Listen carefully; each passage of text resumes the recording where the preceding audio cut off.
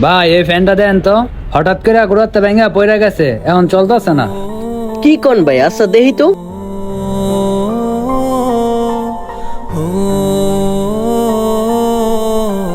ভাই এটা ঠিক করা যাইবো, একদম 1000 টাকা রাখুন।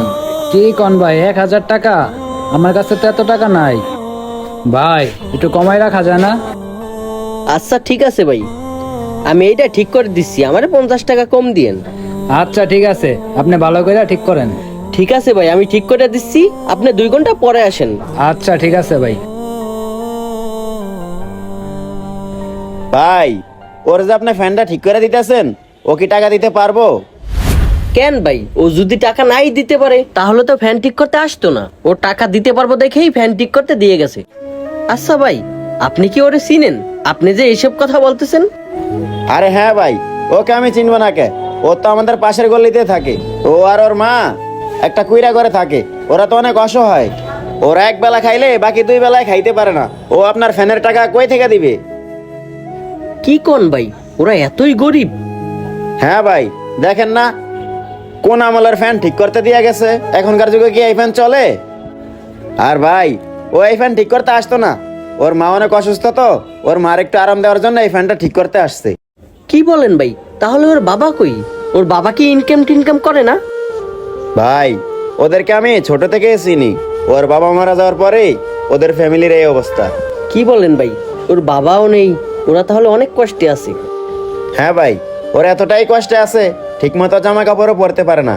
মানুষে যা দেয় এটাই পরে। কি বলে? ওই ছেলেটা এতই কষ্টে আছে? না, তাহলে তো এই ছেলেটার জন্য কিছু একটা করতে হয়।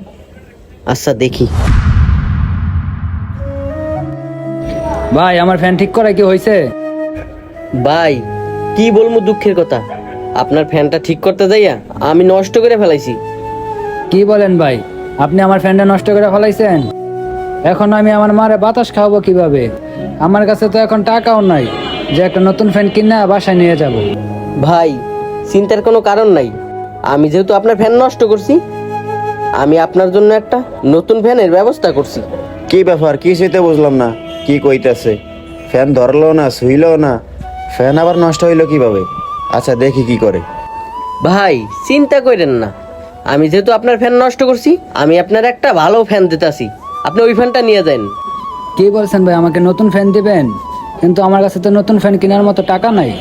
ভাই আপনার টাকা দিতে হইব না, আমি যে আপনার ফ্যানটা নষ্ট করছি এই ফ্যানের বদলা এই ফ্যানটা জরিমানা দিতেছি। আচ্ছা ভাই একটু দাঁড়ান। লন ভাই। ভাই সত্যি কি এই ফ্যানের টাকা দিতে হইব না? না ভাই, এই ফ্যানের টাকা দিতে হইব না। ভাই তাহলে আমি আমার মারে এখন নতুন ফ্যানের বাতাস খাওয়াইতে পারবো। ভাই আপনি এখন তাড়াতাড়ি যান, যাইয়া ফ্যানটা লাগান, আপনার মায়ের মনে হয় অনেক কষ্ট হইতেছে। আচ্ছা ঠিক আছে ভাই, আমি যাইতাছি।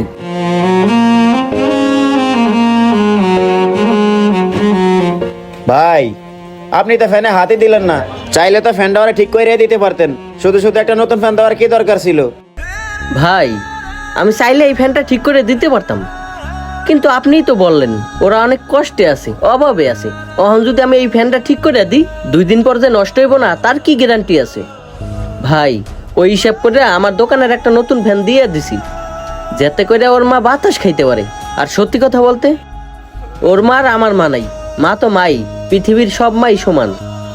হ্যাঁ ভাই, আপনি ঠিকই বলছেন। দুনিয়ার সকল মাই সমান, মা তো মাই। তবে আপনি আজকে যে কাজটা করছেন, অনেক ভালো একটা কাজ করছেন ভাই। আর এরকম সুযোগ অনেকেই পায়, কিন্তু কেউ করে না, আর করতেও চায় না। সত্যিই ভাই, আপনার মতো মানুষ হয় না। হ্যাঁ ভাই, আমরা মানুষ হয়ে যদি মানুষের উপকার করতে না পারি, তাহলে আমরা কিসের মানুষ হইলাম? ঠিক আছে ভাই, তাহলে আমার ফ্যানটা একটু তাড়াতাড়ি ঠিক করে দেন। আমার একটু কাজ আছে, আমার যেতে হবে। আচ্ছা ঠিক আছে ভাই, আপনার কাজ প্রায় শেষ, 10 মিনিট লাগবে, বসেন। আমাদের আজকের গল্পটি আপনাদের কাছে কেমন লাগলো? যদি ভালো লেগে থাকে তাহলে শেয়ার করে সবাইকে দেখার সুযোগ করে দিবেন। আজকের মতন বিদায় নিচ্ছি, আল্লাহ হাফেজ।